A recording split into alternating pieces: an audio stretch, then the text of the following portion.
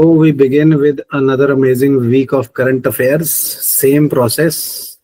पहले एमसीक्यू करेंगे, फिर एमसीक्यू को डिस्कस करेंगे, फिर टॉपिक्स करेंगे एंड इन डिटेल्स हम साथ में अटेम्प्ट्स एंड हैक्स भी सीखते जाते हैं जहां जहां नेसेसरी हो. So let's begin with the MCQs first. These are the 6 MCQs, 6 minutes for you. भी कर लेगा मुझे आंसर की पिक्चर क्लिक करके भेज देगा. 6 minutes for you. Just a second.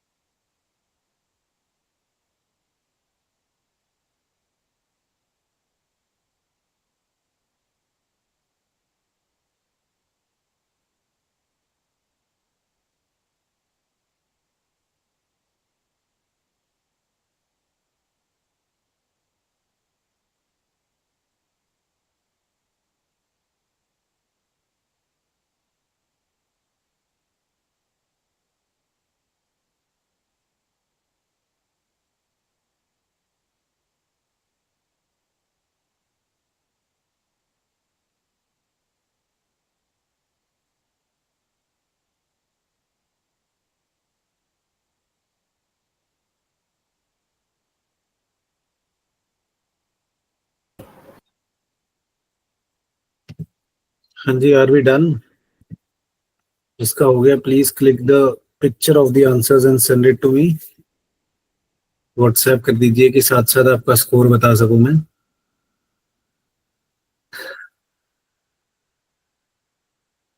How many of us are done? Done sir. Please answer भेज दो। 1 more minute for everybody else.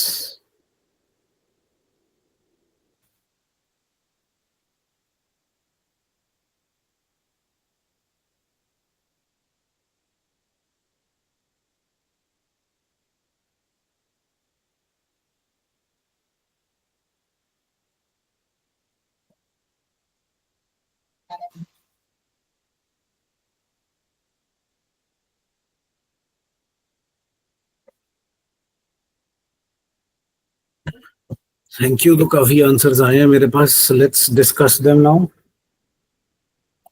पहले आंसर्स देख लेते हैं। फर्स्ट का answer is A America, second का answer is B Bombay, third answer is C Chandigarh, fourth answer is C Chandigarh again, fifth answer is A America, and sixth is D Delhi. So America, Bombay, Chandigarh, Chandigarh, America, Delhi. These are the answers. Scores पूछते हैं अभी पास में आके, फिर एक अच्छा सा टॉपिक डिस्कस करते हैं।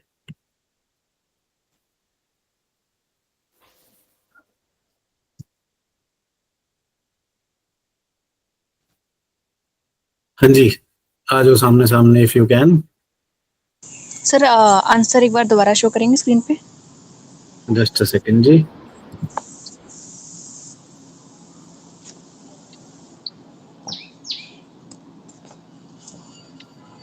लीजिए मैम।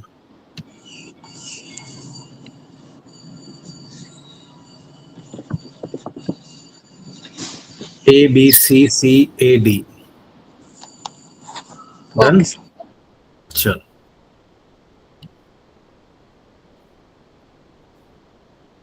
हाँ जी। सो क्या क्या स्कोर्स हैं? Anybody above 6? किसी के 7 आउट ऑफ 6 हो?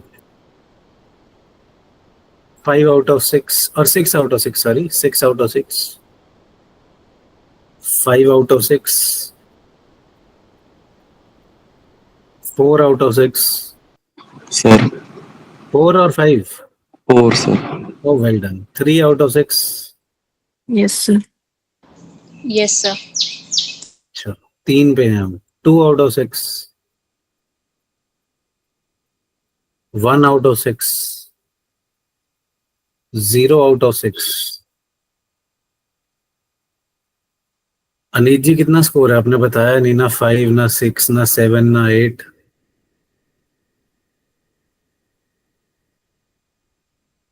सो गए हो क्या? चलो कोई बात नहीं, let's discuss further. Class start करते हैं अपनी।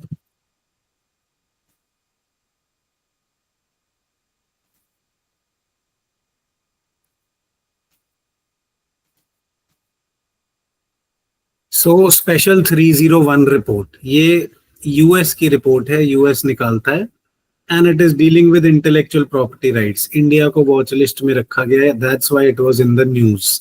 डिस्कस करेंगे डिटेल में। Special 301 report intellectual property right से डील करती है। Then this is a classical question. ये एचसीएस में स्टार्ट हुए थे ऐसे सवाल, और यूपीएससी ने भी इन्हें कॉपी करना शुरू कर दिया। सो अब यूपीएससी, पीपीएससी कोई भी इसे कर सकता है। So we must be very sure about Padma awards, about the Bharat Ratna awards. So Padma award self nomination is allowed, yes. Minimum 5-year gap is required for higher category award to same person, yes.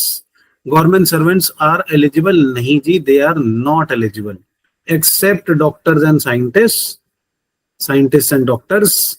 Government servants are not eligible for the award. So correct here becomes 1 and 2. 1 and 2 is correct, third one is incorrect. Gene silencing again very very important topic. इसको सबसे पहले समझा दूंगा मैं, even before going into the topics, की दिमाग चलता रहे। Gene silencing are usually used for, सारी जगह यूज हो सकती है, बट डिजीज प्रोटेक्शन में इसका मोस्ट इंपॉर्टेंट फंक्शन है।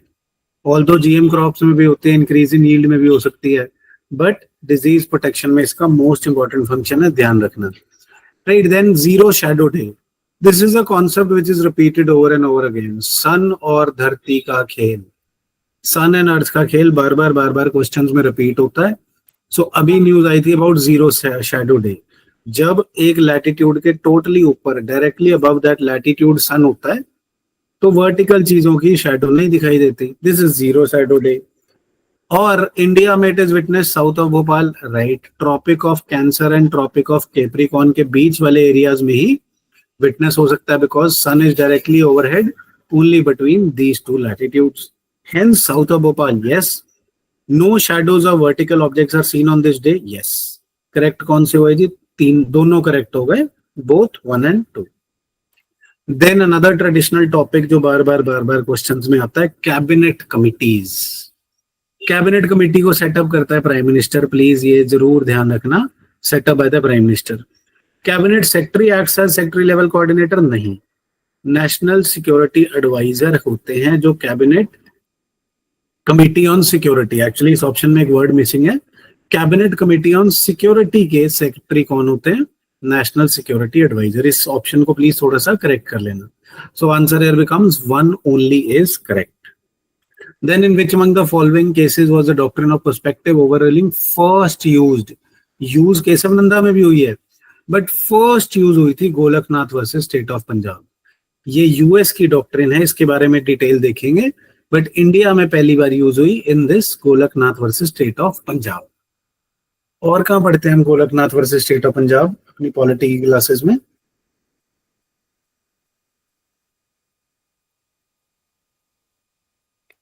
Anybody? Where do we read Golaknath versus State of Punjab in polity classes?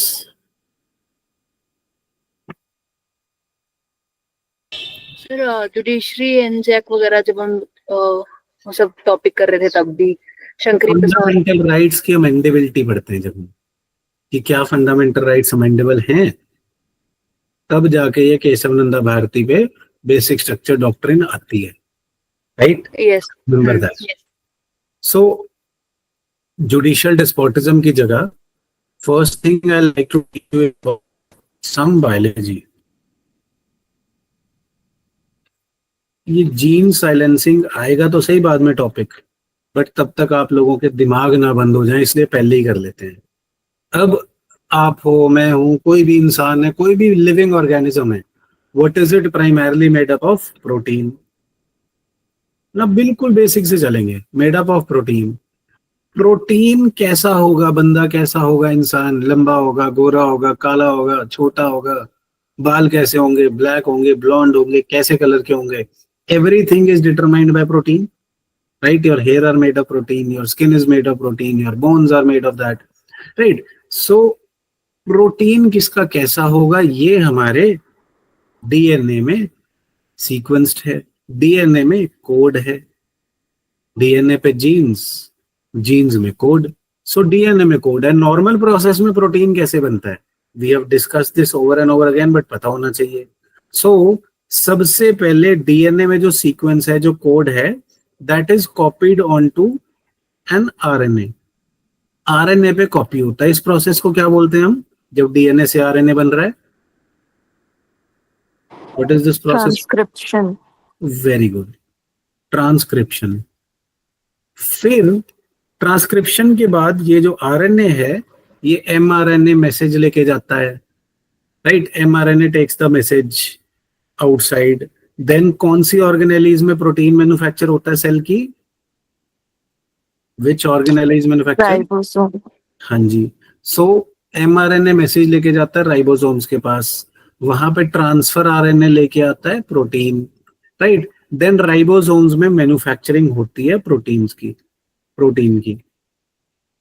So code आया ट्रांसक्रिप्शन के थ्रू, आरएनए कोड लेके बाहर गया, वहां पे दी आरआरएनए होता है, यहाँ पे राइबोसोम आरएनए, एमआरएनए, टीआरएनए और आरआरएनए ने प्रोटीन बनवाया। इस प्रोसेस को, जब ये कोड से, जो कोड आया था, कोड से प्रोटीन बन रहा है, इस प्रोसेस को क्या कहते हैं? Translation. Very good. So this is called translation. Normally ऐसे जीन का एक्सप्रेशन आता है, जीन थी यहाँ पे, उसमें था कोड, कोड से बना आरएनए, आरएनए ने आगे जाके राइबोसोम के साथ मिलके प्रोटीन बना दिया और धीरे धीरे फिर हमारी बॉडी बन गई, right? This is the normal process. अब इसमें जीन साइलेंसिंग क्या है, जीन का एक्सप्रेशन कैसे आएगा, how does the gene express itself? Code था, अल्टीमेटली प्रोटीन बनवा देती है जीन. सो कई बार हम चाहते हैं कि ये वाला प्रोटीन हमारे में ना हो. For example, if I have a gene which makes me a dwarf, मैं चाहूंगा ये जीन अपना काम ना करे या ये जीन हमारे पास ना हो. सो इसमें एक मेजर प्रोसेस है जीन साइलेंसिंग. जीन साइलेंसिंग मतलब जीन अपना एक्सप्रेशन नहीं दे पाती. एक्सप्रेशन क्या था? प्रोटीन बनाना. सो जीन अपना एक्सप्रेशन नहीं दे पाती एंड हेंस वो प्रोटीन नहीं बनता, मैं ड्वार्फ नहीं रहता, राइट? सो जीन साइलेंसिंग एक हम कर सकते हैं जी, जीन साइलेंसिंग, और दूसरा हम कर सकते हैं जीन नॉकडाउन. एक ऑर्गेनिज्म के पूरे जेनेटिक मेकअप को क्या बोलते हैं हम? जीनोम. लेट्स से मेरे जीनोम में बहुत सारी जीन्स थी, एक ये वाली जीन्स थी जो मुझे नहीं चाहिए थी कि ये काम ना करे. एक तो मैं इसको साइलेंस कर दूं कि ये अपना एक्सप्रेशन ना दे पाए, पढ़ ही रहे बट एक्सप्रेशन ना दे, दैट इज जीन साइलेंसिंग. एक इस जीन को मैं उठा के बाहर ही फेंक दूं, चल बाहर, मेरे जीनोम में रहना ही नहीं, दैट इज जीनोम और gene knockdown. Gene knockdown, right? So gene silencing, gene knockdown, ये दो तरीके हैं जिससे जीन का एक्सप्रेशन रोक दिया जाता है. इसकी बहुत सारी टेक्निक्स आती हैं, जैसे siRNA और RNA साइलेंसिंग. ये टेक्निक्स बहुत जगह यूज होती हैं, इवन जेनेटिक मॉडिफिकेशन में, जीएम क्रॉप्स में, यहाँ as a said majorly disease protection में, खासकर कैंसर के खिलाफ. सपोज एक सेल खराब हो गया, उसकी एक जीन आपको कैंसर करी जा रही है, कैंसर का वो लंप सा बनी जा रहा है and that is leading to cancer.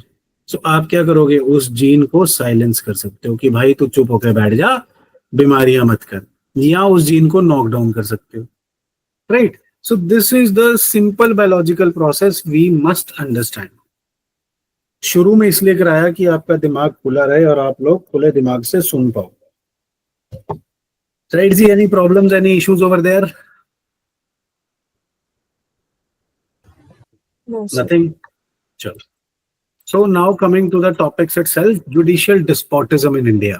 Despotism क्या होता है? जब जुडिशरी भी डेस्पोट के साथ या सरकार के साथ, गवर्नमेंट के साथ एक डिस्पोटिक या फिर मनमानी का बिहेवियर करने लगती है और सरकार को जी हजूरी करने लगती है. एक बार यूपीएससी ने पूछा था ये term, committed judiciary, and even I thought this might be a positive term, but this is a negative term which says committed judiciary is जो सरकार के हक में ही डिसीजन देती है. फॉर एग्जाम्पल स्ट्रॉन्ग लीडर्स होते हैं, जब नेहरू साहब थे या मोदी जी या इंदिरा गांधी जी थे, सो जुडिशरी भी डर के उनकी बात मान लेती है, that is committed judiciary. Despotic judiciary भी समवट सिमिलर है. इट सेज कि जुडिशरी सरकार के साथ एक क्रोनिज्म बना लेती है, अपना गुट बना लेती है और सरकार के हक में डिसीजन देती है. लोगों को जिनको ज्यादा प्रोटेक्शन चाहिए, इंडिविजुअल्स को, उनके हक में डिसीजन नहीं आता. So some of the decisions of the Indian judiciary recently Indian judiciary के जो डिसीजंस हैं, फॉर एग्जांपल बाबरी मस्जिद में, for example many decisions, I will give you the examples also, they say कि सरकार के हक में डिसीजन दिए जा रहे हैं. सो इससे एक साथ में एक चैलेंज खड़ा हो जाता है, एक डिबेट या आर्ग्यूमेंट शुरू हो जाता है कि क्या जुडिशरी डिस्पोटिक हो गई है. But there are counter arguments to it as well. For example electoral bonds को अभी जुडिशरी ने बंद किया है, जो सरकार ने ही चलाए थे. Big scheme of the government, but judiciary ने कहा ना जी, इलीगल है, अनकॉन्स्टिट्यूशनल है. So it is both ways and it is always a problem. The biggest contention or argument in a democracy is whether elected representatives कहाँ बैठे हैं? Parliament में, जो ऑपोजिशन एंड गवर्नमेंट बनाते हैं, खासकर एग्जीक्यूटिव जो गवर्नमेंट है. Elected representatives versus the selected ones और the non elected ones. Non elected ones कौन से हैं जी? Non elected ones are judiciary, इनका इलेक्शन लोगों ने थोड़ी करा है। सो किसको ज्यादा पावर मिलनी चाहिए, इलेक्टेड वंस कि नॉन इलेक्टेड वंस? डेमोक्रेसी में क्लियर है, डेमोक्रेसी है तो इनको ज्यादा पावर मिलनी चाहिए। बट अगर ये कोई गलत काम करें या फिर ये काम ही ना करें तो उस वैक्यूम को फिल करने के लिए जुडिशरी आती है। बट जुडिशरी क्या करती है, कई बार जैसे लास्ट वीक हमने पढ़ा था आर्टिकल 142, इसको यूज करके जुडिशियल ओवर रीच कर जाती है। जुडिशियल ओवर रीच मतलब अपने ही काम में दूसरे के काम में दखल अंदाजी कर देती है ऑन द प्रीटेक्स्ट और context of saving the country, कि हम जस्टिस कर रहे हैं, खुद ही लॉ बनाने लग जाते हैं, एग्जीक्यूटिव को ओवरराइड करने लग जाते हैं, एक और टर्म हम यूज करते हैं यूजरपेशन करने लग जाते हैं, या फिर दूसरे के हक को हड़प लेते हैं, जो इलेक्टेड रिप्रेजेंटेटिव्स को मिलना चाहिए था उसको हड़प लेते हैं। सो अल्टीमेटली इस डिस्कशन का कंक्लूजन क्या है कि एक एक्टिव जुडिशरी का होना, ये कंक्लूजन ही आपको तंग करती है, ध्यान से सुनना, एक्टिव जुडिशरी का होना बहुत जरूरी है एक डेमोक्रेसी में, खासकर इंडिया जैसे डेमोक्रेसी में एक्टिव जुडिशरी होनी चाहिए। एंड इसको अपनी ड्यूटी को बहुत सिंसियरली करना चाहिए, अपनी ड्यूटी को, जुडिशियल ड्यूटी को, and it should apply a cautious approach so as to not overstep its mandate। अपने मैंडेट को ओवरस्टेप नहीं करना, बट जुडिशियल ड्यूटी को सिंसियरली करना है, जस्टिस को सर्व करना है, कॉन्स्टिट्यूशन को सर्व करना है, किसी इंडिविजुअल या किसी कल्ली सरकार को नहीं। This is the discussion about judicial despotism in brief. Any issues, any problems? No, sir. Thank you. So as brilliantly as it is said, अब डिटेल देख लेते हैं। Series of judgments in recent times had several parties questioning the powers and motives, even motives of Supreme Court are being questioned। क्यों भाई? Supreme court को guardian of constitutional morality माना जाता है एंड सिटीजन के राइट्स, बट अब debate में आ गया है, राइट? सो recent judicial decisions reflect judicial despotism। लग सकता है कि जुडिशियल डिस्पोटिज्म हो रहा है, मतलब judiciary fulfilling its role amidst increasingly complex socio political conditions, जिसमें ये सरकार की बात मानती जा रही है, राइट जी? जुडिशियल रिव्यू इंडिया में कौन से आर्टिकल में जुडिशियल रिव्यू एम्बेडेड है? Article 13, primarily 13 clause 2। क्या कहता है 13 क्लॉज 2? एनीबडी?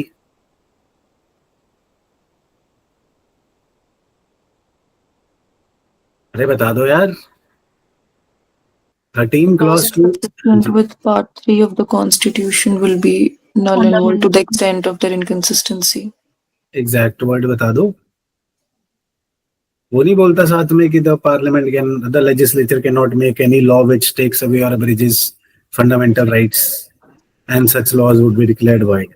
सो बेसिकली आर्टिकल 13 जुडिशियल रिव्यू को प्रोवाइड करता है। Although the word judicial review is not explicitly mentioned in the constitution, but Article 13 provides that, and Article 32 and 226 further cement the judicial role in safeguarding rights। 32 और 226 जब writ jurisdiction की बात होती है, fundamental rights and other rights के violation में Ritz court issue कर सकता है।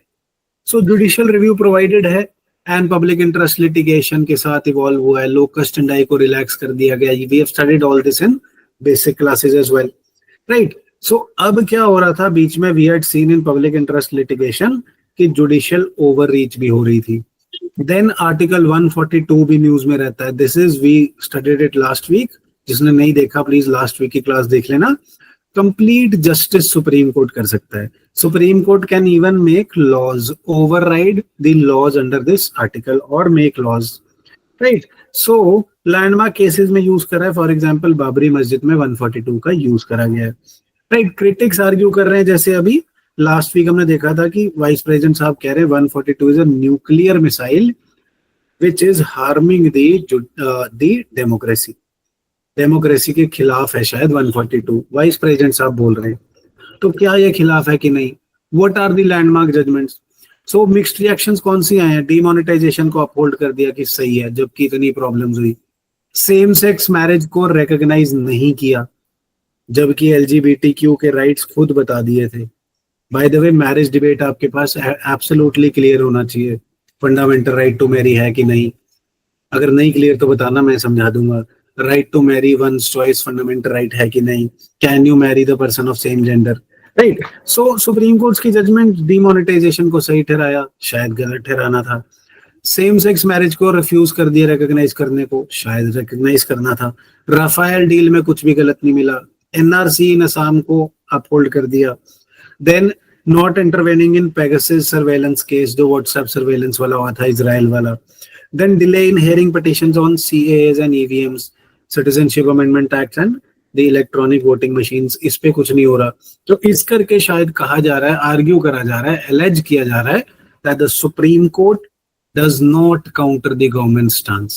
सुप्रीम कोर्ट उनके साथ ही चलता है, बट ओकेजनली सुप्रीम कोर्ट ने काउंटर भी करा है। For example, electoral bond scheme को इलीगल ठहरा दिया, एनजैक को अनकॉन्स्टिट्यूशनल ठहरा दिया। अभी तमिलनाडु के गवर्नर पे जो टाइमलाइन लगाई है, उससे फेडरलिज्म एंड डेमोक्रेटिक अकाउंटेबिलिटी को अपहोल्ड करा है। So the swing is both ways, it is not only towards the government, right. So democracy, separation of powers and judicial boundaries, elected leaders oppose करते हैं कि यार तुम इलेक्टेड तो हो नहीं जुडिशरी वाले, why are you undermining our powers? This endorse a tension between parliamentary supremacy and constitutional supremacy. India में सुप्रीम कौन है? पार्लियामेंट, जुडिशरी, कॉन्स्टिट्यूशन, क्या सुप्रीम है इंडिया में? People. Supreme, not sovereign. So constitution. Constitution, ये terms फिर से याद रखना। इंडिया में सुप्रीम है कॉन्स्टिट्यूशन, सॉवरेन है पीपल, राइट। इंडिया में। यूएस में कौन सुप्रीम है?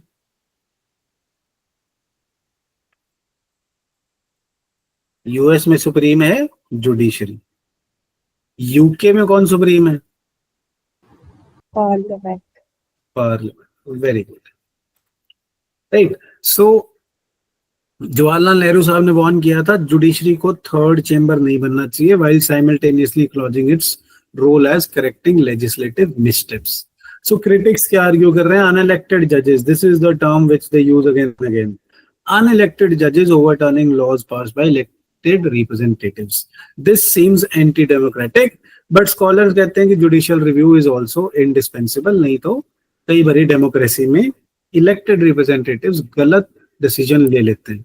So counter arguments to despotism, the charge of despotism lacks robust backing. ऐसी टर्म्स यूज करना मेंस में please. When measured against the court's restrained use of power, judiciary has often leaned towards the executive, not against it. Its interventions have been issued based and grounded in constitutional mandates.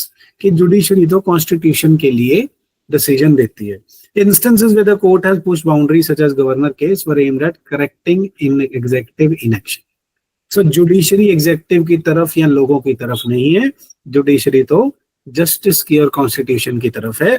That is what the critics are, or the counter argument is. Then the Indian judiciary remains a crucial bulwark against democratic erosion.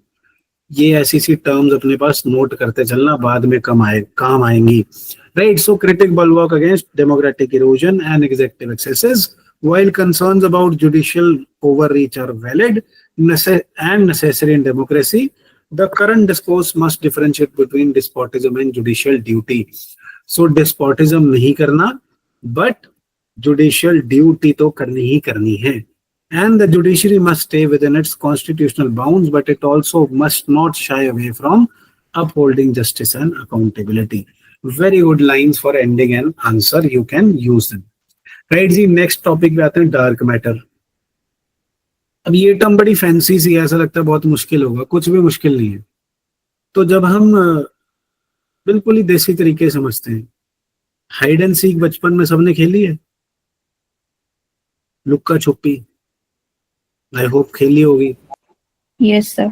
सो एक बंदा Dane देता था, बाकी बच्चे छुपने की कोशिश करते थे। लेट्स से 4 बच्चे थे, 1 2 3 4, और जो डैन दे रहा था इन्हें ढूंढने की कोशिश करता है, कभी आंखों से देखता है, कभी लाइट मार के देखता है कहाँ छुपे हैं, क्या है क्या नहीं, राइट। सो हमने पहले वाले पे लाइट मारी, दिख गया, इसको हम क्या बोलेंगे, क्या करते थे हम जब दिख जाता था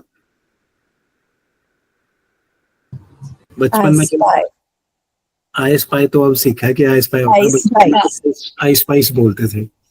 तो जो पकड़ा गया वो आई स्पाइस हो गया, दूसरे वाला भी पकड़ा गया, ये भी आई स्पाइस हो गया, आई स्पाई हो गया। चलो यार, क्लास जानी है ऑन सोशल मीडिया, जैसे सर को पता नहीं आई स्पाई होता है। सो ये भी आई स्पाइस हो गया या आई स्पाई हो गया। चौथे वाले में हमने लाइट भी मारी, देखा भी सही, बट ये मिला नहीं। बट हमें पता तो है ये है वहां पे, ये ग्रेविटी से भी ग्रेविटी से इंटरेक्ट कर रहा है, बट ना तो लाइट से दिख रहा है, ना ये चार्ज से इंटरेक्ट कर रहा है, किसी भी तरीके से मिल नहीं रहा। तो ये क्या हुआ, डार्क मैटर। सो डार्क मैटर कौन सा है, वो वाला बच्चा, वो वाला मैटर जो लाइट से भी इंटरेक्ट नहीं कर रहा, चार्ज से भी इंटरेक्ट नहीं कर रहा, और दिख नहीं रहा क्या है, तो हम उसको ऑब्जर्व नहीं कर पा रहे। तो मान कैसे रहे हैं वो है वहां पे, बिकॉज वो ग्रेविटी से इंटरेक्ट कर रहा है और उसके कॉन्सिक्वेंसेस दिख रहे हैं कि छुपे तो 4 थे, निकले 3 है, तो एक कहां गया। सिमिलरली यूनिवर्स में ऐसा मैटर है जो लाइट से इंटरेक्ट नहीं करता, चार्जेस से इंटरेक्ट नहीं करता, बट ग्रेविटी से इंटरेक्शन की वजह से और उसके दिखते हुए कॉन्सिक्वेंसेस की वजह से हमें पता है कि डार्क मैटर है। एंड डार्क मैटर प्लस ऐसी ही एनर्जी जिसे हम डार्क एनर्जी कहते हैं, this together makes up about 95% of the universe. जो हमने अभी तक ऑब्जर्व करा है वो सिर्फ 5% है, 5% है। बाकी पता नहीं डार्क मैटर में क्या क्या होगा, क्या नहीं होगा। The anomalies and ironies of universe are very very very wonderful। जिन्होंने बेसिक साइंस लगा ली है उनको पता होगा कितनी मजेदार बातें, right. I hope you understand dark matter, वो लुक्का छुपी वाला खेल, ध्यान रखना। इसमें न्यूज क्या आई है कि पिक्यूलियर केस ऑफ गैलेक्सी देखी हमने एक, ये गैलेक्सी का नाम याद रखना है नहीं, बट इसमें हमने देखा कि शायद डार्क मैटर नहीं है। सो डार्क मैटर नहीं है वो बात अलग, हमें पता होना चाहिए डार्क मैटर क्या है। Dark matter hypothetical form of matter that does not emit, absorb और reflect light, making it invisible and detectable only through its gravitational effects. Light से ये डिटेक्ट नहीं हो रहा, ग्रेविटेशनल इफेक्ट से डिटेक्ट हो रहा है। 27% of universe total mass energy content, while visible matter is 5%. Dark matter is 27%, visible is 5%. Dark matter and dark energy 95%. Right? Dark matter essential for explaining क्या है जी, observed structures, formation of galaxies। ये हम लेके क्यों आए जब दिख नहीं रहा था, क्योंकि जो स्ट्रक्चर हमारे पास बने हैं वो बिना अनऑब्जर्व्ड चीजों के बने हो ही नहीं सकते। So we just agree with this dark matter concept कि सारी चीजें हमने अभी नहीं देखी। ये जिंदगी में भी अग्री करना, जिसे लगता है ना मुझे सब पता है। कुछ टीचर्स होते हैं, कुछ स्टूडेंट्स भी होते हैं, है ना, कुछ बिजनेस ओनर्स भी होते हैं जिन्हें लगता है हमें सब पता है। They are actually missing 95% of the life. Remember this principle. कभी नहीं सोचना that you know everything, nobody knows everything, right. So it acts as a scaffolding. Scaffolding वो सपोर्ट होती है जिसपे आप छत डालते हो, right, holding galaxies together. So dark matter को मानते हैं कि ये गैलेक्सीज को टुगेदर होल्ड करता है। Unlike ordinary matter, dark matter does not interact with electromagnetic forces. ना लाइट से इंटरेक्ट करता है, ना चार्ज से इंटरेक्ट करता है, सिर्फ किससे बात करता है, ग्रेविटी से, right. Then leading candidates for dark matter include, ये नाम थोड़े से पता होने चाहिए बिकॉज सवाल इन पे आ जाता है यार आजकल। Weakly interacting massive particle WIMPs, सवाल ऐसे आ जाता है, WIMPs deals with which on the following. So अपने को पता होना चाहिए डार्क मैटर। अगला आ जाता है MACHO deals with which of the following. Again massive astrophysical compact halo objects, अपना आंसर डार्क मैटर ही होगा। Then axions, again hypothetical ultralight particles, again dark matter. तो ये 3 टर्म्स अपनी ध्यान रखनी है, विम्स, एक्सियॉन्स एंड माचोस। और माचोस में एक और चीज ध्यान रखनी है, ये हमेशा ह्यूज या मैसिव ऑब्जेक्ट्स का होगा, फॉर एग्जांपल ब्लैक होल्स। ये 3 टर्म्स अपने साथ ले जाना, काम आ जाएंगे कभी ना कभी, खासकर जो प्रीलिम्स इस बार दे रहे हैं। Then dark energy, approximately 68% of universe appears to be associated with vacuum in space as well. ये सिर्फ स्पेस में नहीं, हर ऑब्जेक्ट में पाई जा सकती है। और इसे कहा जाता है कि यूनिवर्स, हमारी यूनिवर्स एक्सपैंड कर रही है ना। सो एक्सपेंशन में एक बहुत जरूरी फोर्स है, एनर्जी है डार्क एनर्जी, राइट। यूनिवर्स को एक्सपैंड करती है और the even distribution means that dark energy does not have any local gravitational effects. आपको नहीं फील हो रहा इसके gravitational effects, but global या universal gravitational effects इसके हैं जो साइंटिस्ट स्टडी कर रहे हैं, राइट। और ये रिपल्सिव फोर्स जनरेट करती है जो यूनिवर्स की एक्सपेंशन को एक्सेलरेट करती है। So if the question is which of the following accelerates the expansion of universe, one of the causes is dark energy. ध्यान रखना, छोटे छोटे कॉन्सेप्ट्स हैं बट काम आएंगे। Then rate of expansion and acceleration can be measured by observationists based on Hubble law. ज्यादा detail में जाने की जरूरत नहीं। These measurements together with data have confirmed the existence of dark energy and provide estimate of just how much of this mysterious substance exists. So हमने क्या देखा, dark matter, dark energy मिलके बनते हैं 95% ऑफ द यूनिवर्स। ये light से या charge से इंटरेक्ट नहीं करते, ग्रेविटी से कर लेते हैं, बट लोकल ग्रेविटेशनल इफेक्ट नहीं है, यूनिवर्सल एंड ग्लोबल है। देन हमने टर्म देखी विम्स, एक्सियॉन्स एंड माचोस, इनको भी ध्यान रखना बस, राइट। देन सिंपल सा टॉपिक है यार, ये पीपीएससी वाले बहुत पूछ लेते हैं, क्लोरीपाइफोरस क्या है, क्या होगा भाई ये, अगर ना समझ है तो क्या मान लेना इसे, पेस्टिसाइड। और देखो है भी क्या, पेस्टिसाइड। सो सीओपीज, दो चीजें और ध्यान रखने वाली, Basel convention conference of parties Rotterdam and Stockholm, ये तीनों अपने को पता होनी चाहिए, जिन्होंने एनवायरनमेंट कवर किया उन्हें तो पक्का पता होनी चाहिए कि ये तीनों कन्वेंशन किससे डील करती हैं, Basel, Rotterdam and Stockholm, right. So इनकी जो कॉन्फ्रेंस ऑफ पार्टीज हो रही है उसमें हैजर्डस केमिकल लाइक क्लोरोपाइरोफोस की बात हुई है कि इसको बैन किया हुआ है, बट फिर भी कुछ कंट्रीज में चल रहा है, उसमें से एक इंडिया है। सो क्लोरोपाइरोफोस क्या है, पेस्टिसाइड है, मॉडरेटली हैजर्डस माना जाता है बाय WHO, बट बहुत सारी कंट्रीज में बैन होने के बाद भी इंडिया में ये अभी भी अलाउड है और 18 क्रॉप्स पे यूज करा जा रहा है despite ban in over 40 countries.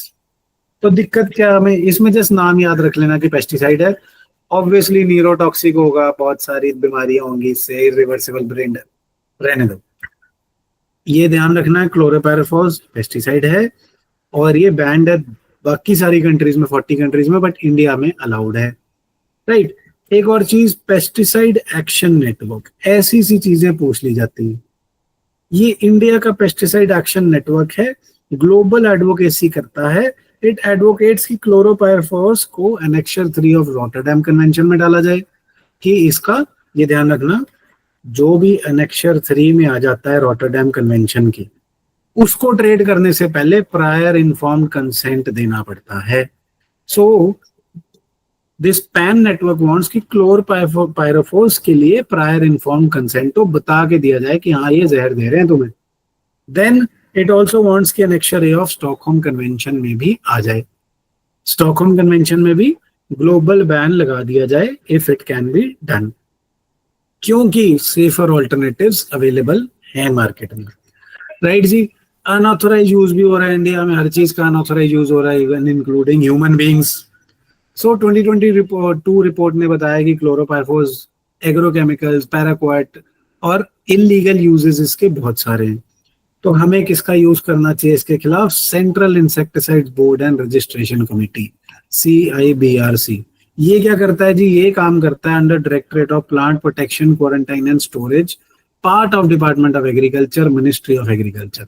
सो काम क्या करेगा जी, ऑब्वियसली इंसेक्टिसाइड बोर्ड है तो इंसेक्टिसाइड्स को रजिस्टर करेगा। 1970 में बनाया गया था, regulation of insecticides, particularly focusing on minimising risk to human health, right ji.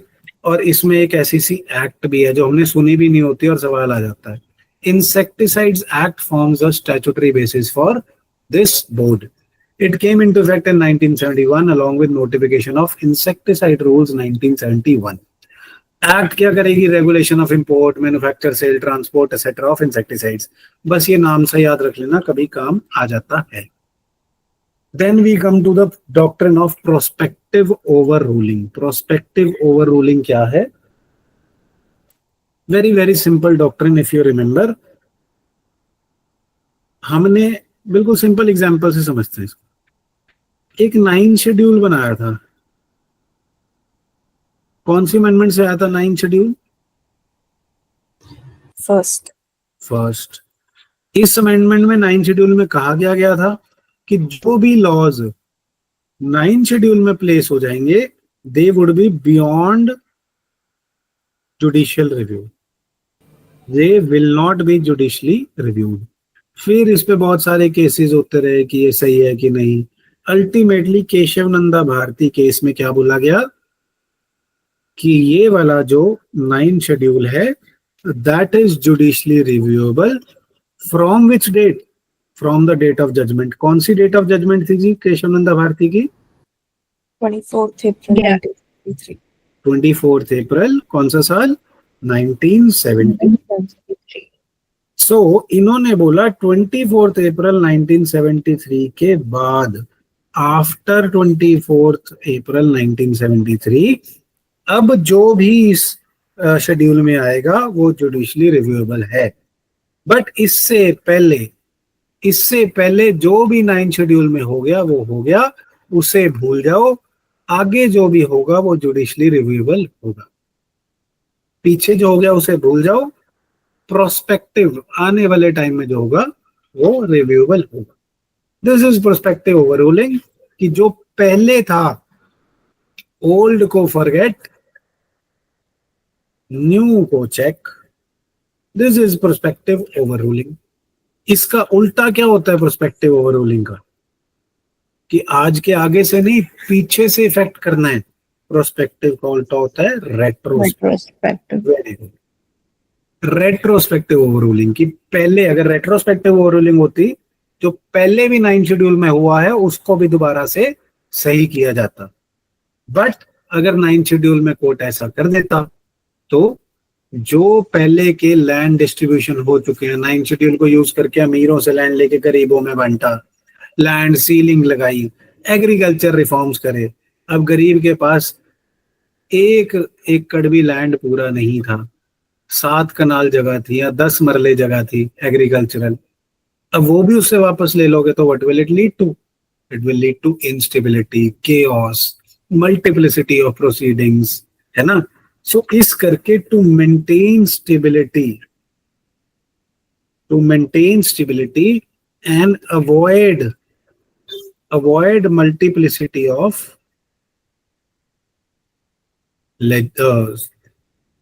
Proceedings, या फिर क्या वर्ड यूज कर सकते हैं? मल्टीप्लिसिटी ऑफ लेजिस्लेशन नहीं, litigation. Thank you. Multiplicity of litigation को अवॉइड करने के लिए हम प्रोस्पेक्टिव ओवररूलिंग को यूज करते हैं बहुत जगह. बट इट इज स्ट्रिक्टली, मतलब it is not strictly following the basic doctrine of justice which says that judges का role is not to make the new law, it is to expound the old one. कि पिछले वाले को सही से explain करना और उसे सही रखना भी जजेस का काम है. बट कई बार सिचुएशन ऐसी हो जाती है कि पीछे जाके अगर आप बाल की खाल उखाड़ने की कोशिश करो तो फिर आपका सारा स्टेबल सिस्टम हिल सकता है. That's where we use prospective overruling. So supreme Court ने रीसेंट जजमेंट्स में यूज करी है और कहा है invocation of doctrine of prospective overruling और एट्रीब्यूशन ऑफ प्रोस्पेक्टिविटी की आज के बाद must not be resorted to in a routine manner. रोज रोज नहीं लगानी, राइट. जब एक्सेप्शनल सर्कमस्टांसेस हैं कि पीछे को अगर करेक्ट करने की कोशिश करोगे तब खराब होगा, only then prospective overruling should be used. नहीं तो ये आदत ना बन जाए पीछा छोड़ आगे भाग, ऐसा नहीं होना चाहिए. सो प्रोस्पेक्टिव ओवररूलिंग क्या करती है जी? Allows the court to apply legal decisions only to future cases without affecting the past actions. Right? Doctrine ensures that individuals or entities who acted in reliance on a previous legal rule are not penalized. पहले तो वो law था, उसे change करा, जिसने उस law के according काम करा उसे इफेक्ट ना करो। ये कंट्रास्ट करती है, ऑपोजिट है रेट्रोस्पेक्टिव रूलिंग की, जो पीछे से काम करेगी, फ्यूचर से नहीं। Right, it is also prospective overruling is a deviation from traditional Blackstonian view.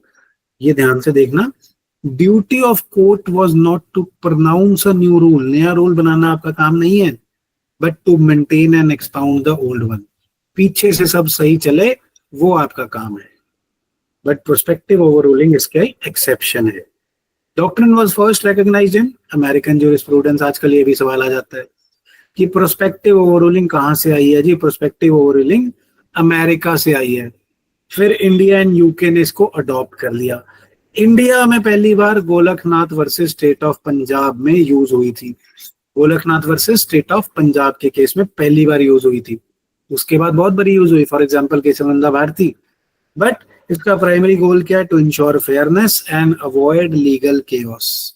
Stability maintain करना इसका मेजर गोल है कि लॉ इवॉल्व भी करता रहे, बट एवोल्यूशन के साथ जो मूवमेंट हो रही है उससे इनस्टेबिलिटी ना आए, स्टेबिलिटी रहे।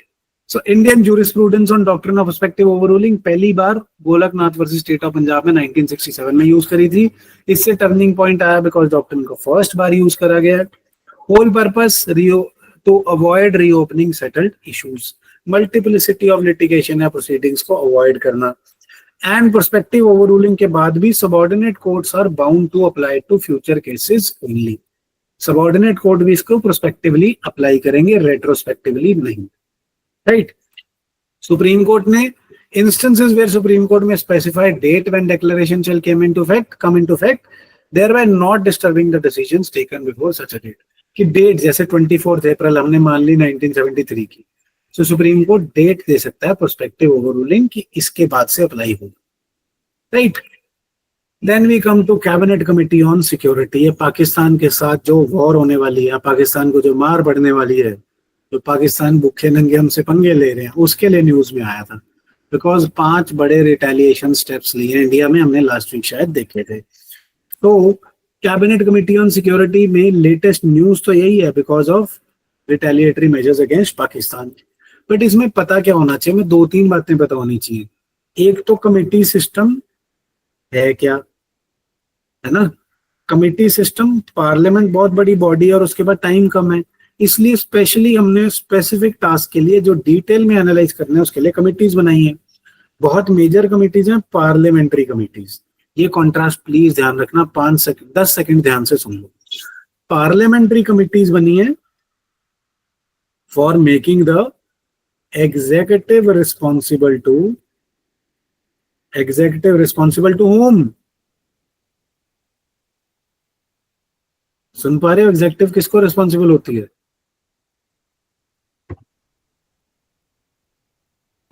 Legislature. Very good, executive responsible to legislature. Parliamentary committees इसलिए बनी है और ये डिटेल में स्क्रूटनी करके इनको रिस्पॉन्सिबल बनाती हैं। For example public accounts committee, for example estimates committee. अब ये तो हो गई लगभग ऑपोजिशन की तरफ से, मंत्री इनका मेंबर नहीं होगा, कोर फंक्शन होगा मंत्रियों को अकाउंटेबल बनाना, रिस्पॉन्सिबल बनाना, उनकी स्क्रूटनी करना। देन मंत्रियों की खुद की कमिटीज भी तो होती हैं, where for example there is this cabinet committees. ये कैबिनेट कमिटीज क्या है? 3 से 8 मंत्री मिलके, पीएम डेजिग्नेट करता है, पीएम बनाता है इन्हें, 3 से 8 कैबिनेट मंत्री यूजली मिलके ये कमेटी बना लेते हैं कि मंत्री भी फास्टर डिसीजन कर सकें, एफिशिएंट गवर्नेंस कर सकें और मेजर मुद्दों पे, खासकर इमरजेंसी टाइप ऑफ सिचुएशंस पे जल्दी डिसीजन हो सके। So there is a contrast, clear contrast. Parliamentary committee बनी थी फॉर स्क्रूटनाइजिंग और making the ministers accountable. Cabinet committees बनी है for helping the functioning of ministers. So इसमें मिनिस्टर, पार्लियामेंट्री कमेटी में मिनिस्टर नहीं मेंबर होगा, कैबिनेट कमिटीज में तो मिनिस्टर ही मेंबर होंगे। Right, remember this stark difference. और देखने वाली बात, cabinet committees are headed by the prime minister usually. Cabinet committee on security जो है वो प्राइम मिनिस्टर इसके हेड होते हैं और नेशनल सिक्योरिटी के मुद्दों को ये डिस्कस करते हैं प्राइमरली। और बहुत सारी अपॉइंटमेंट्स ऑफ ऑफिशियल्स, ये आ जाता है सवाल appointments of officials in national security bodies, NSA को कौन अपॉइंट करेगा? यही। सो सिक्योरिटी बॉडीज के ऑफिशियल्स को भी appoint cabinet committee on security करती है। सबसे पहली बार जवाहरलाल नेहरू साहब ने एसईसी कमेटी बनाई थी 1947 में, right? It was comparable to current CCS structure. CCS is Cabinet Committee on Security, nothing else. Then formed against the background of newly independent nation facing national security challenges. Right. First emergency meeting Nehru साहब की committee की 1947-48 की war में हुई थी पाकिस्तान के खिलाफ. Then chair करा था प्राइम मिनिस्टर साहब ने और साथ में होम मिनिस्टर. आजकल पुराने सवाल पूछ रहे हैं तो ध्यान रखना, पहली जब मीटिंग हुई थी तो प्राइम मिनिस्टर साहब, home minister Sardar Patel ji and defence minister Baldev Singh ji थे इसके मेंबर्स. देन जो करंट कमेटी है, जो आज जिसे हम cabinet committee on security CCS बोलते हैं, ये 1999 की कारगिल वॉर के बाद प्राइमरली इवॉल्व हुई एंड जो प्रेजेंट स्ट्रक्चर है that is formed after the Kargil war and A high powered committee for defence and national security बन गई. एपेक्स डिसीजन मेकिंग बॉडी है concerning internal and external security. Composition क्या है जी? Prime minister CCS के chairperson है. Committee comprises typically of Home Minister, Defense Minister, Finance Minister and External Affairs Minister. Typically, mandatory नहीं है but usually Chairman Prime Minister ही रहेंगे. और जो NSA है, जी डोवल साहब आजकल नेशनल सिक्योरिटी एडवाइजर, ये इसके सेक्रेटरी लेवल कोऑर्डिनेटर होते हैं, right ji. While Defense Minister is permanent invitee, others may be included as per requirements. Cabinet Secretariat इनका सारा रिकॉर्ड मेंटेन करता है. Then Cabinet Committee on Security concerns itself with matters related to, सुन पा रहे हैं आप लोग? Yes, sir. Yes, sir. Thank you. So matters related to defense, foreign affairs, ठीक है. कैबिनेट कमिटीज क्या है जी? एक्स्ट्रा कॉन्स्टिट्यूशनल है. एक्स्ट्रा कॉन्स्टिट्यूशनल मतलब they are not mentioned in the Indian constitution, they are not even mentioned. Constitution में mention नहीं है, सवाल ये भी आ जाता है, right? They are partly design to reduce the burden of union cabinet. Smaller group बना दिया, छोटे से ग्रुप में मिले, डिसीजन लिए, काम हो गया, राइट? एंड इनका tenure usually they are reconstituted और constituted when a new government takes over. इसका कोई सेट टेन्योर नहीं है, मर्जी से कॉन्स्टिट्यूट एंड रिकॉन्स्टिट्यूट करते रहते हैं, राइट? प्राइम मिनिस्टर सेटअप करते हैं कैबिनेट कमिटीज को with selected members of cabinet and assign specific functions to them. Prime minister ही चेंज कर सकते हैं मेंबर्स को या किसी को और ला सकते हैं. ज्यादातर 3 से 8 मेंबर्स होते हैं. यूजुअली ओनली कैबिनेट मिनिस्टर्स हैं, usually. However it is not unheard कि नॉन कैबिनेट भी हो, राइट? सिर्फ कैबिनेट होने चाहिए बट नॉन कैबिनेट मेंबर्स भी, मिनिस्टर्स भी इसके मेंबर हो सकते हैं, right? Usually totally 8 cabinet committees बनाई जाती हैं. Cabinet committee on economic affairs, cabinet committee on political affairs, cabinet committee on investment and growth, security वाली, then parliamentary affairs, employment and skill development, accommodation and committee appointment committee of the cabinet. सारी committees के chairman PM होते हैं except committee on accommodation and committee on parliamentary affairs. cabinet committee on parliamentary affairs के chairman कौन होते हैं भाई?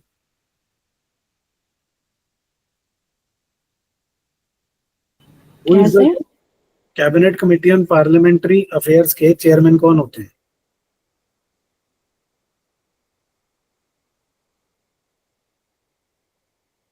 Home Minister? Is it Home Minister, Defense Minister, Minister of Parliamentary Affairs? Home Minister. और कोई इसको चैलेंज करना चाहता है? नहीं. So she is right. Primarily Home Minister होते हैं, but इस बारी 2025 चेक करना. I think Rajnath Singh who is the defence minister is the chairperson. Please इसे चेक कर लेंगे, राइट जी. Then coming to scramjet engine test, India ने टेस्ट करा scramjet engine. So jet engine यार 2-3 तरीके के होते हैं. जेट इंजन एक ट्रेडिशनल है, एक रैम जेट है, एक स्क्रैम जेट है. बहुत ही सिंपली से समझेंगे. जेट में क्या होता है? बेसिकली जेट में आग लगती है और Newton third law of motion से जब प्रोपल्शन बाहर को जाती है तो जेट आगे या ऊपर को चलता है. सिंपल. सो कंबशन होगी, आग लगेगी, तो उसमें क्या चाहिए होगी? ऑक्सीजन। एक चाहिए होगा फ्यूल, प्लस चाहिए होगी ऑक्सीजन। ट्रेडिशनल जेट इंजन में आपको क्या चाहिए? ऑक्सीजन और हवा को कंप्रेस करके तेजी से भगाना, है ना। सो ट्रेडिशनल जेट इंजन में आपने नॉर्मल, एक तो नॉर्मल विमान होता था जिसमें पंखे लगे होते थे, तेज पंखे घूमते थे, वो एयर को कंप्रेस करके उड़ता था। जेट इंजन के अंदर क्या होता है? रोलर कंप्रेसर लगा होता है। रोलर कंप्रेसर से क्या होता है? That it compresses air and roll करके स्पीड बढ़ा के कंबशन से उड़ता है। सो एयर प्रोपल्शन चाहिए होती है, इसे ऑक्सीजन चाहिए होती है खुद से, और इसमें कंप्रेसर्स लगे होते हैं, रोलर कंप्रेसर लगे होते हैं, और इसे खुद की एयर लेके उड़ना पड़ता है। रैमजेट और स्क्रैमजेट क्या करते हैं? इन्हें बोलते हैं हम breathing engines, very simplified, breathing engines. ये एटमॉस्फेयर की एयर को यूज करके उसे ही कंप्रेस कर लेते हैं। They do not need a fuel of oxygen, right. So जब स्पीड पे जेट चल रहा है, उसी एटमॉस्फेयर की एयर से ही ऑक्सीजन कंप्रेस कर लेते हैं। Nothing else is required in ramjet and scramjet. But एक मुद्दा ये है कि जीरो से चलने के टाइम, ये तो तब चलेगा ना जब हवा तेज चल रही है, जेट में हवा तेज आ रही है। जीरो से स्पीड ऑफ साउंड या उसके अराउंड जाने तक आपको ट्रेडिशनल जेट इंजन चाहिए। जब ये चल पड़ेगा एक बारी अपने तरीके से और तेज हवा आने लगेगी, तब रैमजेट और स्क्रैमजेट काम करेंगे, राइट। ये सुपरसोनिक तक ले जा सकता है, ये हाइपरसोनिक तक ले जा सकता है, बट हमेशा ध्यान रखना जीरो से स्टार्ट नहीं हो सकता है, बिकॉज इसको चलती हुई तेज, बहुत तेज हवा चाहिए जो चलते हुए जेट में आएगी। सो रैमजेट इंजन के साथ भी जीरो से स्टार्ट करने के लिए आपको कुछ ना कुछ चाहिए, जेट इंजन चाहिए या मिसाइल लॉन्चर चाहिए, something you require to use ramjet and scramjet engines, right. तो डीआरडीओ ने, अपने डीआरडीएल ने टेस्ट करा स्क्रैमजेट इंजन को। We must know what is scramjet. Supersonic combustion ramjet is scramjet. Air breathing engine है जो atmosphere की एयर को यूज कर लेता है। Hypersonic speed, hypersonic is 5 Mach and above. Mach is speed of sound, speed of sound से 5 times above चलता है scramjet, right. Unlike traditional jet engines, it does not use rotating compressors. इसको जरूरत नहीं है, ये व्हीकल की हाई स्पीड से ही एयर को कंप्रेस कर लेता है, राइट। सुपरसोनिक कंबशन होती है इसमें, making them suitable for hypersonic cruise missiles, right. Hypersonic cruise missiles में भी ये यूज होता है, आइडियल है। क्या मैकेनिज्म है जी? Air intake, vehicle must be flying at supersonic speeds, और तेज चल रहा है व्हीकल, स्पीड ऑफ साउंड से ऊपर चल रहा है, फिर कंप्रेशन करेगा, ये कंबशन करेगा हाइड्रोजन फ्यूल की, उसी इनकमिंग एयर को कंप्रेस करके हाइड्रोजन फ्यूल को आग लगा लेगा, एंड देन सुपरसोनिक स्पीड पर पहुंच जाएगा। थ्रस्ट जनरेशन तो obviously Newton's third law. Newton's third law कौन सा है जी? Is Newton's third law? Sir, action and reaction equal and opposite. हाँ, every action has an equal and opposite reaction. That is Newton's third law. Right जी? चलो, then engines का comparison देखना जी। Jet engine, ramjet, scramjet, dual mode ramjet. Jet engine क्या कर रहा है? सबसोनिक से ट्रांसोनिक तक जा पा रहा है, right. Transonic means speed of sound के बियॉन्ड। जेट इंजन सबसोनिक से ट्रांसोनिक जा रहा है। देन रैमजेट सुपरसोनिक तक जा रहा है, थोड़ा सा कम किससे? हाइपरसोनिक से, जो 5 मैक से अबव है, 3 to 5 होना चाहिए यहाँ पे। देन डुअल मोड रैमजेट क्या है? Mach 4 and 8। This is shifts between ramjet and scramjet. So जो ट्रेडिशनल जेट इंजन था उसमें रोटेटिंग कंप्रेसर चाहिए, और ये जीरो से चल पाएगा। रैमजेट को पहले फॉरवर्ड मोशन होनी चाहिए, चलते हुए जेट में चलेगा ये। देन स्क्रैमजेट भी सेम है, बस स्पीड तेज है। और एक डुअल मोड होता है जो रैमजेट एंड स्क्रैमजेट दोनों इकट्ठे लगाए होते हैं। I hope this is clear. Basic science में ही पढ़ते हैं, बट फिर भी क्लियर होना चाहिए। Then hypersonic missiles, they travel at a speed greater than Mach 5। इनको इंटरसेप्ट करना बहुत मुश्किल होता है, राइट। देन आपको पता होगा 2 तरीके की मिसाइल्स आती हैं, very very simply said, ballistic and cruise. Ballistic missile आपने यहाँ से लॉन्च करी, ये ऊपर से जाएगी, लॉन्च करी हवाई की तरह, ऐसे अपने टारगेट पर गिर जाएगी। This is the parabola design of और the pattern of ballistic missiles. Cruise missiles एक एयरप्लेन की तरह उड़ सकती है। आपने यहाँ से उड़ाई, अपना उड़ रही है उड़ रही है उड़ रही है उड़ रही है, नॉर्मल उड़ रही है, सीधा भी चल सकती है, ग्राउंड के पास भी चल सकती है, फिर अपने टारगेट पे जा सकती है, वापस ऊपर भी जा सकती है। It is more manoeuvrable. Cruise missiles are more manoeuvrable, they can fly low near the ground, hence are difficult to detect or intercept. So hypersonic glide vehicles भी होते हैं और हाइपरसोनिक क्रूज व्हीकल्स भी होते हैं। हाइपरसोनिक ग्लाइड व्हीकल क्या है कि आपने रॉकेट से छोड़ा और ये जाके ग्लाइड होके अपने टारगेट पे चला गया। क्रूज मिसाइल क्या करेगी, स्क्रैमजेट इंजन से लदी होगी and hypersonic speed through out the flight रखेगी और इसको बेटर मैनूवर करा जा सकेगा। राइट, ये लोअर अल्टीट्यूड पे फ्लाई कर सकती हैं, difficult to detect and intercept होती हैं। राइट जी, जीरो शैडो डे। अब लेट्स से लाइट सोर्स आपके पूरे बिल्कुल एग्जैक्ट सर के ऊपर है, आप यहाँ खड़े और बिल्कुल ऊपर इसके लाइट सोर्स है, तो आपकी वर्टिकल ऑब्जेक्ट की शैडो नहीं दिखेगी, बिकॉज शैडो सीधा ग्राउंड में जाएगी, वो दिखेगी नहीं। सो जीरो शैडो डे कहाँ पे होगा? सन मूवमेंट करता है अगर ये अर्थ है, जस्ट फॉर एग्जाम्पल ये इक्वेटर है, ट्रॉपिक ऑफ कौन सी होगी, कैप्रिकॉर्न की कैंसर, नॉर्थ पे ऊपर वाला कैंसर, कैंसर, और ये कैप्रिकॉर्न 23.5 नॉर्थ और ये 23.5 साउथ। सन की जो मूवमेंट है वो इन्हीं के बीच में होती है। So sun is directly overhead only between the tropics. इसके बियॉन्ड इधर को या इसके बियॉन्ड उधर को sun is never directly overhead. So zero shadow कहाँ कहाँ मिलेगी? Only between these regions. जब ये टिपिकल लैटिट्यूड्स हैं, जिस लैटिट्यूड के ऊपर होगा सन उस टाइम, तब जीरो शैडो डे मनाया जाएगा और वो एरिया ट्रॉपिक्स के बीच में होना चाहिए। इंडिया में वो एरिया जो ट्रॉपिक्स के बीच में है, सिटी पूछ ली जाती है, भोपाल के साउथवर्ड, भोपाल के साउथवर्ड जीरो शैडो डे देखा जा सकता है और एक लैटिट्यूड पे कुछ सेकंड के लिए ही होता है, but that is observed southwards of the city of Bhopal, ध्यान रखना। सो ये बेसिक कंसेप्ट बहुत बारी पूछे जाते हैं यार कि tropic of cancer, tropic of capricorn. By the way, tropic tropic tropic tropic word का मीनिंग क्या होता है ट्रेडिशनल इंग्लिश में? Tropic is where it takes, हाँ जी, टर्न, टेक अ टर्न। तो sun apparently takes a turn, ये earth पे घूम रहा है, अर्थ के इक्वेटर, ट्रॉपिक ट्रॉपिक।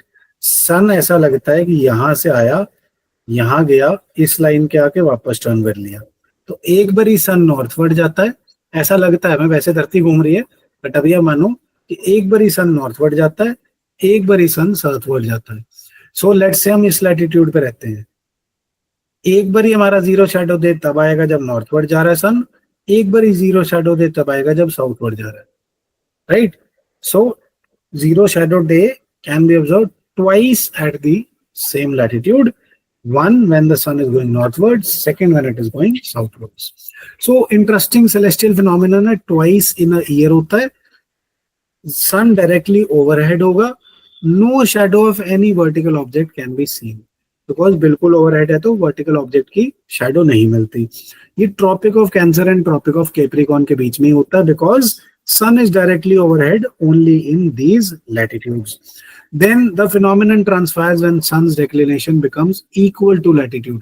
मतलब जहां पे सन है, जहां पे उसकी लोकेशन है, डेक्लिनेशन है, that is equal to that latitude. For example, आप let's say 10 डिग्री लैटिट्यूड पे खड़े हो, 10 डिग्री सेल्सियस क्यों डाल दिया मैंने, 10 डिग्री नॉर्थ लैटिट्यूड पे खड़े हो, जब सन की डेक्लिनेशन भी यही होगी तब आप जीरो शैडो ऑब्जर्व कर पाओगे, right. The sun crosses the local meridian, वही latitude, it rays falls vertically 90 degree and making it impossible to observe any shadow. ये सारा कुछ due to tilt of Earth's axis, its rotation and sun causing angles of sun rays to change throughout the year. sun change होता रहता है because Earth rotate and revolve करी जा रही है, तो sun की light की rays के angles change होते रहते हैं। That is why this also happens. There are 2 zero shadow days every year. एक बार जब sun north को जाता है, एक बार जब वापस south को आता है। राइट. ऑब्वियसली डिफरेंट होगा for different places on earth, latitude के हिसाब से वेरी करेगा. अभी इस लैटिट्यूड पे है, फिर इस पे है, फिर इस पे है. It will depend upon the sun. Southern part of India, roughly below the latitude of Bhopal, experiences zero shadow day. कौन सी स्टेट्स अंडमान निकोबार है, Kerala, Tamil Nadu, Puducherry. You can imagine Bhopal के नीचे वाली सारी states, Telangana, Goa, Maharashtra, Orissa, Daman Diu, Dadra Nagar Haveli, most of Gujarat and Chhattisgarh, southern parts of Madhya Pradesh, Jharkhand, West Bengal. This can be derived easily through the map of India. Right? आराम से derive हो सकता है. Then United Nations high seas treaty, एक बहुत बड़ी agreement जिसे बार बार I give you basics, UN clause, United Nation convention on law of seas. उसके अंदर ये United Nation high seas treaty को एंटर किया जा रहा है. इसकी नेगोशिएशंस चल रही हैं. अभी इसकी फर्स्ट कॉन्फ्रेंस ऑफ पार्टीज होनी है. हाई सीज क्या होती है bye the way? Sir, international water. हाँ जी.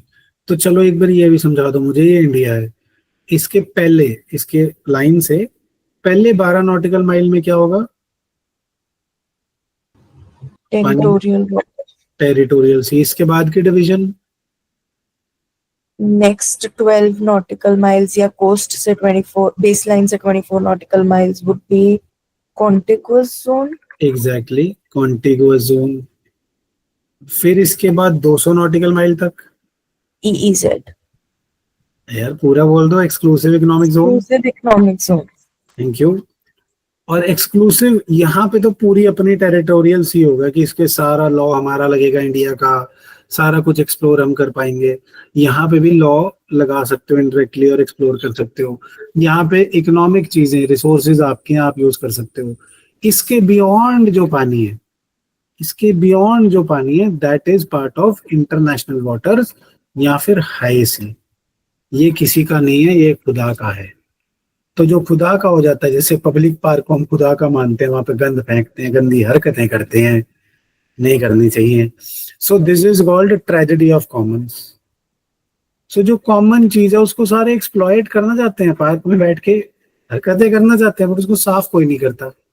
सो हाई सीज को कैसे रेगुलेट करा जाए, हाई सी को कैसे सही बनाया जाए, या उसके रिसोर्सेज को कैसे एक्सप्लोर करा जाए, उसकी इन्वायरमेंट को कैसे मेंटेन करा जाए, इसके लिए यूएन क्लॉज के अंदर हम हाई सीज ट्रीटी लेकर के आए हैं. 2 years after the countries adopted high sea treaty, delegates gathered at first session of preparatory commission कि इसकी COP1 कर सकें. अभी नहीं हुई है. राइट जी. सो हाई सीज ट्रीटी क्या है? 75 आर्टिकल्स हैं. लॉ ऑप्शनल वाले याद करेंगे, बाकियों को याद करने की जरूरत नहीं. लॉ ऑप्शनल वाले इस पे आंसर भी लिखेंगे. They aim at protecting, caring for, क्या एम है जी इसका? Caring for ensuring the responsible use of marine environment, integrity of oceans को मेंटेन करना है, एंड मेरीन बायोलॉजिकल डाइवर्सिटी को रिस्पेक्ट करना है. एक लाइन जो पेपर में आ सकती है, ध्यान देना. It aims to place 30% of the seas into protected areas by 2030. Sea में भी प्रोटेक्टेड एरियाज बनाएंगे. 30% ऑफ सी 2030 तक प्रोटेक्टेड एरिया बनाएंगे. और यही सेम बात बायोडाइवर्सिटी कॉन्फ्रेंस 2022 में भी हुई है, ध्यान रखना. राइट. सो ये यूएन हाई सीज ट्रीटी क्या है? लीगल फ्रेमवर्क प्रोवाइड करेगी वास्ट मरीन प्रोटेक्टेड एरियाज को. मरीन प्रोटेक्टेड एरियाज क्या है? ये मरीन एरिया में, ओशन में वैसे एरियाज हैं जैसे अपनी वाइल्ड लाइफ सेंचुरीज होती हैं, नेशनल पार्क्स होते हैं लैंड पे. मरीन एरियाज में मरीन प्रोटेक्टेड एरियाज हैं. राइट. यहाँ पे रिसोर्सेज को मिसयूज नहीं करना या फिशिंग कम करनी है, all those. Right. Against loss of wild life and genetic resources. It also covers environmental assessments to evaluate potential damage of commercial activities. Deep sea mining करके damage नहीं करना ज़्यादा. Right. It will establish conference of parties. सारी parties मिलेंगी, periodically मिलेंगी, pledges करेंगी, signatories बनेंगे. Parties cannot claim or exercise sovereign rights over marine resources derived from high seas. International water से या high seas जिसे हम बोलते हैं, उससे कोई भी सॉवरन अपना इलाका नहीं मान सकता कि मेरी सॉवरेनिटी है. इसमें इक्वल शेयरिंग ऑफ बेनिफिट्स होना है. इंक्लूसिव, इंटीग्रेटेड, अच्छे अच्छे वर्ड सारे आने हैं. राइट. इकोसिस्टम सेंट्रिक अप्रोच, उसको भी बचा के चलना है. हाई सीज क्या है जी? बियॉन्ड 200 नॉटिकल माइल्स या 370 किलोमीटर। आजकल बड़े गंदे आदमी हैं, 200 नॉटिकल माइल सारे याद करके बैठे हैं, वो 370 किलोमीटर दे देते हैं और हम फंसाते हैं। सो हम और भी चला के हम 200 नॉटिकल माइल्स को ओब्लिक 370 किलोमीटर मान लेंगे। पूछ ले भाई जो पूछता है, मैंने तो करा याद। सो बियॉन्ड दीज 370 किलोमीटर और 200 nautical miles there are high seas which are under the jurisdiction of no country। ये सब के लिए कॉमन है और ये 60% of world ocean by surface area. सबसे ज्यादा ओशन हाई सीज में मेजर्ड है या इंक्लूडेड है। Activities are often unregulated and tragedy of commons है तो वनरेबल टू एक्सप्लॉयटेशन है, इसलिए हमने हाई सीज ट्रीटी इसीलिए बनाई है।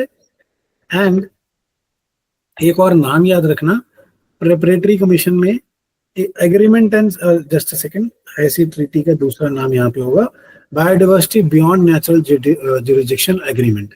इस हाई सीज ट्रीटी को ये भी बोला जा रहा है biodiversity beyond national jurisdiction agreement. इसे भी ध्यान रखना, कहीं हाई सीज की जगह ये नाम पूछ ले, biodiversity beyond national jurisdiction agreement.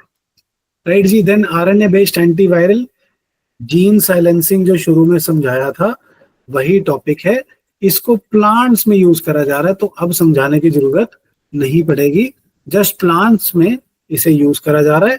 इसकी दो चीजें देख लो, दो टेक्निक्स हैं।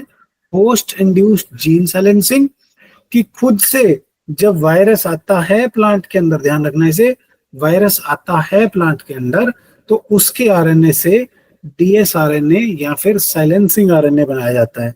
देन स्प्रे से भी इंड्यूस करा जा सकता है। सो दीज आर टर्म्स, कई बार टर्म्स पूछ लेते हैं। हिग्स एंड सिग्स, हिग्स एंड सिग्स क्या है? आरएनए साइलेंसिंग टेक्निक्स हैं। देन पद्मा अवार्ड्स की डिटेल्स यार प्लीज देख लेना, काम आ जाती है पेपर में, बड़ा ही टिपिकल सा सवाल आ जाता है।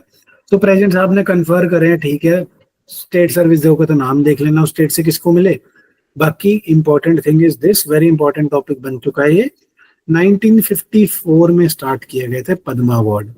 अब पद्मा विभूषण है, बट पहले था पहला वर्ग, दूसरा वर्ग एंड तीसरा वर्ग। पद्मा अवार्ड्स को पहला वर्ग, दूसरा वर्ग और तीसरे वर्ग में दिया जाता था। 1955 में से रीनेम करा गया पद्म विभूषण, पद्म भूषण एंड पद्मश्री। राइट। इसके फैक्ट्स एक दो हम लास्ट में रिवाइज करेंगे, उसे प्लीज ध्यान रख लेना, चाहे नोट कर देना। राइट। तो 1955 में रीनेम करा गया। पद्म विभूषण किस लिए दिया जाता है? Exceptional and distinguish service, exceptional and distinguish service. Bhushan for distinguish service of high order, इसमें एक्सेप्शनल वर्ड था, इसमें डिस्टिंग्विश्ड कल्ला है। Padma Shri recognises distinguish service in any field, distinguish service in any field. Right. ध्यान रखने वाली, सबको मिलेगा, रेस, ऑक्यूपेशन, पोजीशन, जेंडर को रिगार्डलेस, उसको ना कंसिडर करते हुए obviously. Government servants are not eligible, government servants are not eligible, ध्यान देने वाली बात, नॉट एलिजिबल। कौन से एलिजिबल हैं? Doctor and scientist. Government servants except doctor and scientist are not eligible. Right. Then awards are normally not conferred posthumously, मरने के बाद नहीं करते, but in highly deserving cases exceptions can be made, exception हो सकती है, मनाही नहीं है। और एक आदमी को जब, लेट्स से एक आदमी को हमने पद्मश्री दे दिया, ए आदमी को, अब इसी को पद्म विभूषण देना है तो गैप होना चाहिए मिनिमम 5 साल का, 5 ईयर गैप होना चाहिए इसमें। A minimum 5-year gap is required for conferring higher category of award. Nominations are open to public, right? And self-nomination is also allowed. You can nominate yourself. जब nomination हो गई, so ये Padma award committees इसे evaluate करेगी। Padma award committee कौन बनाता है? ये प्राइम मिनिस्टर साहब बनाते हैं। एक और चीज ध्यान रखने वाली, कैबिनेट सेक्रेटरी इसको हेड करते हैं। पद्मा अवार्ड कमिटीज बनाते हैं प्राइम मिनिस्टर, हेड करते हैं कैबिनेट सेक्रेटरी। एंड ये जो अपनी रिकमेंडेशन है सबमिट करती है prime minister and president for final approval. Then president prime minister जब इसे फाइनली अप्रूव कर देते हैं, देन प्रेसिडेंट इन अवार्ड्स को प्रेजेंट करता है इन मार्च और अप्रैल यूजुअली। राइट। क्या मिलता है इन्हें? सनद या certificate and a medallion. Right जी। अदर की फीचर्स हैं, पोस्टमस अवार्ड्स भी हो सकते हैं, बट टोटल अवार्ड्स यूजुअली 120 हैं, 120 पर ईयर। पोस्टमस अवार्ड्स और awards to NRI, foreign national, OCIs को एक्सक्लूड करके नॉर्मल सिटीजन्स को 120 टोटल अवार्ड दिए जा सकते हैं, कैपिंग है। Posthumous awards and other foreigners को अवार्ड्स इससे एक्सक्लूडेड है कैप से। एंड ये जो अवार्ड है टाइटल नहीं हो सकता, is not a title, can not be used as prefix और सफिक्स। कौन सा आर्टिकल था जो टाइटल्स के खिलाफ बोलता है? मैंने खुद ही लिख दिया, आपसे पूछना था। Article 18 provision of titles. ठीक लिखा है कि गलत लिखा है? ठीक लिखा है सर, मैं गलत भी हो सकता हूँ जान के। पर इस बार आप ठीक हो। इस बार ठीक हूँ, thank you so much. Anyhow, so discipline covered जी, social work, art, sport, civil service, ठीक है। बट इसका ध्यान रखने वाली बातें, पद्मा अवार्ड्स कौन से साल में शुरू हुए जी? 54 54 और 55? 55 में रीनेम हुए, राइट राइट। सो शुरू हुए थे 1954 में, जब इन्हें पहला वर्ग, दूसरा वर्ग और तीसरा वर्ग कहते थे। 55 में रीनेम हो गए प्रेसिडेंशियल ऑर्डर से Padma Vibhushan, Bhushan and Shri. Then government servants को ये नहीं मिलते except scientist and doctors. Then higher category of award के लिए 5 इयर्स का गैप होना चाहिए, right. Then exceptional and distinguish service के लिए Vibhushan, distinguish service of high order के लिए Bhushan and distinguish service in any field के लिए पद्मश्री मिलता है। और कोई टॉपिक जो मैंने मिस कर दिया हो? ऑब्वियसली दिस 120 का कैप है, excluding posthumous awards and awards to NRIs, foreign nationals और overseas citizens of India. Foreign nationals को भी दिया जा रहा है, ध्यान रखना। देन पद्मा अवार्ड्स कमिटी इनको सिलेक्ट करती है and this committee is made by PM. इसके हेड कौन होते हैं? Cabinet secretary. और फिर प्राइम मिनिस्टर एंड प्रेसिडेंट को सबमिट कर दी जाती हैं इनकी रिकमेंडेशंस। फिर कौन से महीने में? मार्च या अप्रैल में बांट दिया जाता है अवार्ड।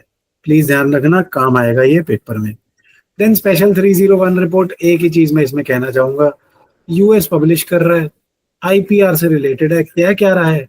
वो कंट्रीज जो आईपीआर को रिस्पेक्ट नहीं करती या फिर यूएस कंपनीज के आईपीआर को एक्सप्लॉइट करती हैं और प्रोटेक्शन नहीं मिल रही। तो इस रिपोर्ट में हमेशा इंडिया को बुरा माना जाता है।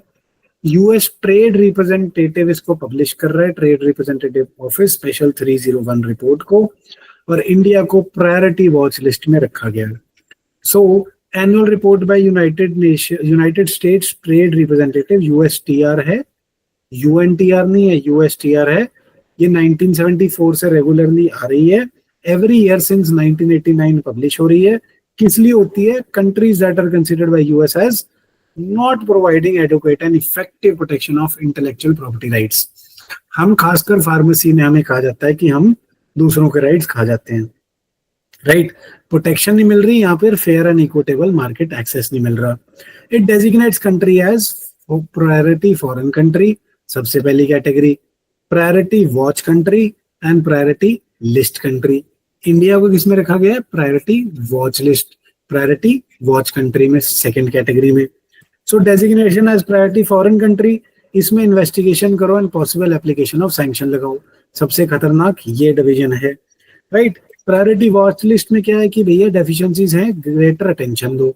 सो इसमें सैंक्शन लग जाएगी, लगा सकते हैं, इसमें अटेंशन ज्यादा मिलेगी कि भैया आप चोर तो नहीं हो, राइट। तीसरे में क्या है? इसमें अटेंशन ज्यादा नहीं मिलेगी बट ध्यान थोड़ा बहुत रखा जाएगा। अदर कंट्रीज आईपीआर डेफिशिएंसीज हैं but not designated for US attention are placed on watch list only, right जी। Then report includes both developed and developing countries. और हम क्या कहेंगे लास्ट में? छोटी सी बात कि भैया ये फालतू में without empirical evidence, without analysis report बनाई जा रहे हैं और यूएस कंपनीज को फेवर कर रहे हैं, डेवलपिंग कंट्रीज के अगेंस्ट है। हम इस रिपोर्ट को नहीं मानते, राइट। स्पेशल होना चाहिए, स्पेशल सेक्शन नहीं। सो स्पेशल 301 रिपोर्ट, क्या याद रखना है? USTR and IPR, that is it. इससे ज्यादा आपको काम याद रखने की जरूरत नहीं। Thank you so much for bearing me for so long. See you in the next session. कोई भी डाउट्स हो तो प्लीज मुझे बताना। कीप फॉलोइंग दिस सेशन यार, अगर आप मिस भी कर देते हो इसकी रिकॉर्डिंग देख लिया करो पूरी। काम के टॉपिक्स करते हैं हम लोग, बहुत ही अच्छे अच्छे टॉपिक्स चुन चुन के लाता हूं मैं, 200-300 नहीं। These are always good ones and these would be very, very essential for your exam. Thank you so much. See you next time.